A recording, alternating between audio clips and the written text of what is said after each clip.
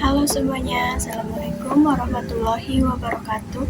Perkenalkan, nama saya Jiana Yunus dari Prodi Teknik Industri dengan NPM 632560041. Pada kesempatan kali ini saya akan mereview sebuah buku yang berjudul Atomic Habits karya James Clear. Sebelum saya masuk ke isi buku, saya akan menjelaskan terlebih dahulu identitas singkat buku yang saya review. Buku ini berjudul Atomic Habits yang ditulis oleh James Clear pertama kali diterbitkan pada tahun 2018 dan termasuk dalam kategori buku pengembangan diri atau self-improvement. Buku ini memiliki sekitar 320 halaman dan telah menjadi salah satu buku terlaris di dunia karena membahas cara membangun kebiasaan yang baik dan menghilangkan kebiasaan buruk melalui perubahan-perubahan kecil yang dilakukan secara konsisten.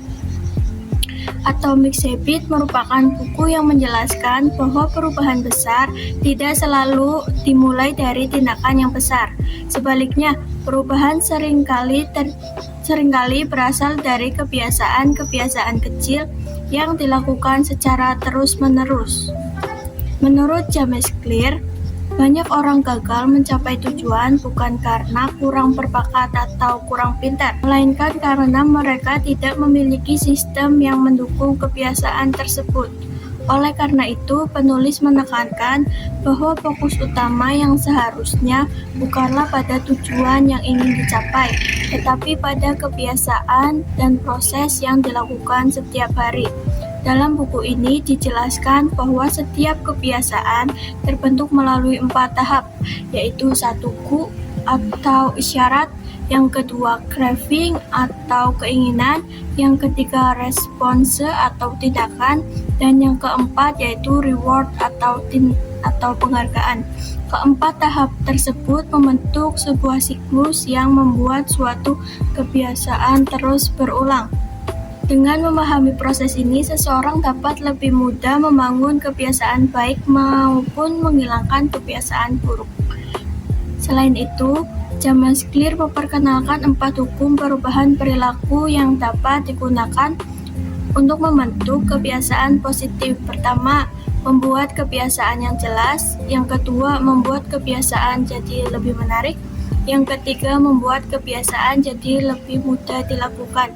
Dan yang terakhir, membuat kebiasaan menjadi memuaskan.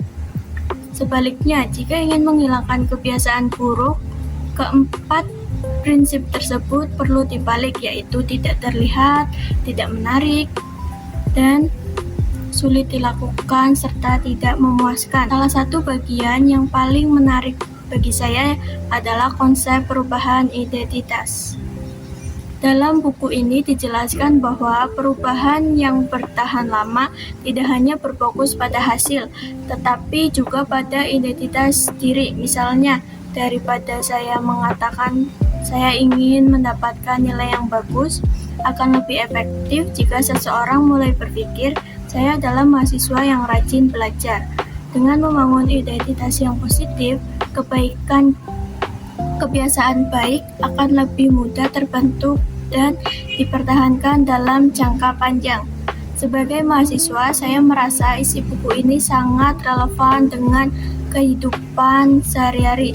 Terkadang kita sering menunda pekerjaan atau belajar hanya ketika ada tugas dan ujian. Setelah membaca buku ini, saya menyadari bahwa keberhasilan tidak ditentukan oleh usaha besar yang dilakukan sekali, melainkan oleh kebiasaan kecil yang dilakukan secara konsisten. Misalnya, belajar 20-30 menit setiap hari akan memberikan hasil yang lebih baik dibandingkan belajar berjam-jam hanya menjelang ujian. Buku ini memiliki beberapa kelebihan. Pertama, bahasa mudah dipahami dan dimengerti oleh berbagai kalangan. Yang kedua, penyampaian materi sangat sistematis sehingga mudah diikuti.